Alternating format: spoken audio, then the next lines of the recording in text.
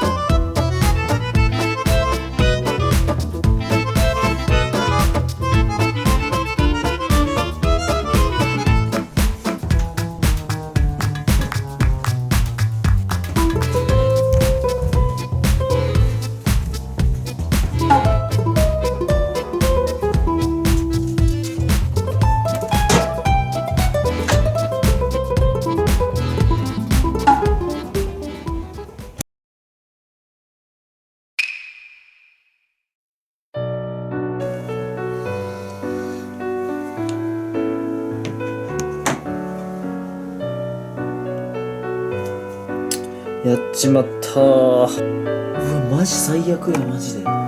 めっちゃ溶けてる。顔わかんねえ。ということでね、はいこんな感じになりました。これはねもう相当なえる。もうこれ原因なんですけど、オーブンのちょっと温度設定は130度ぐらいなんですけど、なぜかなんか俺間違えて220度でやっちゃって、マジやばいわ。マジナイポニー。いや相当泣いたわ。ちょっとこれ作るか、ちょっと赤座ねもう一回作り直すか未定です。多分作り直すと思うんで、ちょっとそれか誰か俺の代わりにも作っていいですよ。眠たい。